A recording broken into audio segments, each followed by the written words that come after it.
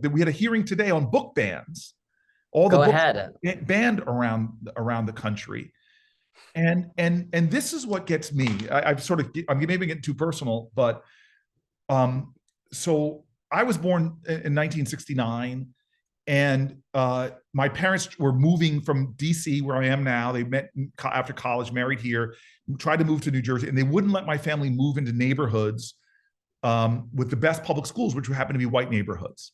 And so my parents had this great organization, Black people and white people, that met together in a living room, created community of activism. They would send white couples out to follow my parents to see if they were turned away from a house. They were told it was sold, lied to, it was pulled off the market. The white couple would find out it was still for sale. And in the house I grew up in, they were told it was sold. The white couple found out it was still for sale. And they put a bid on the house. The bid was accepted. On the day of the closing, the white couple didn't show up. My father did, and a young lawyer named Marty Friedman. They confronted the real estate agent, who didn't give up. He gets up and punches my father's lawyer in the face and sticks a Doberman pinscher on my dad. So legal letters sent back and forth, but we ended up moving into this amazing town. Actually ended up being a very nurturing town for my childhood. But my dad used to call us the 4 raisins in a tub of sweet vanilla ice cream. We were very different. Now, my parents, African-American parents, wanted to make sure that their son, 2 sons, raising Black boys, you need to make sure that they understand their culture and their heritage, their beauty, because they're going to be around people and media that has a different beauty myth. They did a lot. But even with my parents' influence, I still remember what it meant to me to read Malcolm X's autobiography, the powerful influence it had on me to read from James Baldwin to Maya Angelou.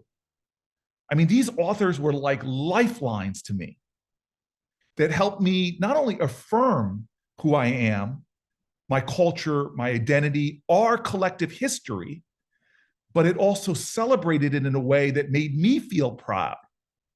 And I'm telling you, as great as my school system was, we were not learning about and understanding the nuances, the wretchedness, the darkness of a lot of the corners of American history.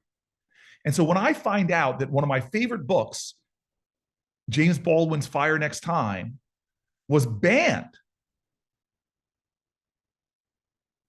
it is taking books that have been on shelves since I was in high school, that suddenly now people don't want them there because what? Because of what?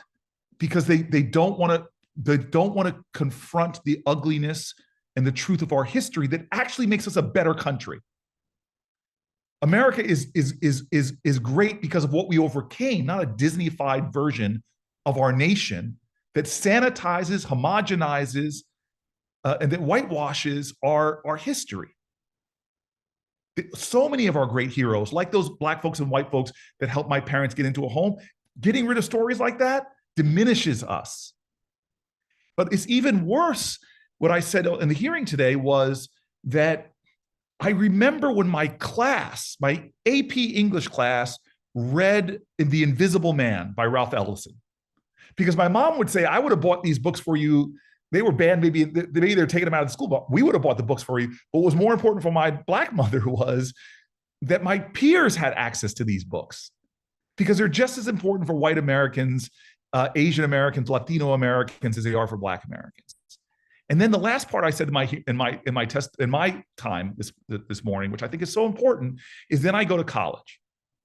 And around my freshman year, sophomore year, I started working on a suicide crisis hotline. Now, I'm a kid that grew up in the 80s. And you want to talk about like oppressive environments for LGBTQ communities?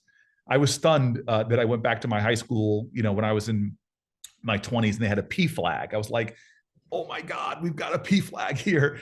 But I'm on the phone counseling people on a suicide crisis hotline on Stanford's campus, and I was shaken by how many LGBTQ kids who were calling, coming out, who felt suicidal, who would tell stories of the viciousness that they faced, discrimination that they faced, but every once in a while mention the power of reading a book or finding something that showed them they weren't alone, that they were a part of a great history in our country, from Stonewall to Harvey Milk in San Francisco.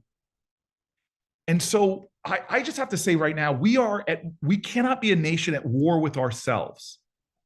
The most powerful forces in a democracy, a lot of people mistake their activism. They think their activism is about who they hate, as opposed to their activism being about what they build.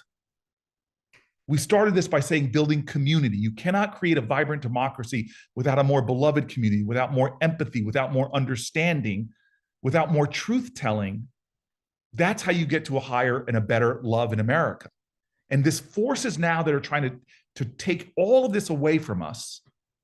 It is such a destructive force in democracy, and create these environments around our school boards in America where the hatred and the viciousness and the conflict is tearing our communities apart over what? Over attempts to whitewash our history in ways that are so destructive.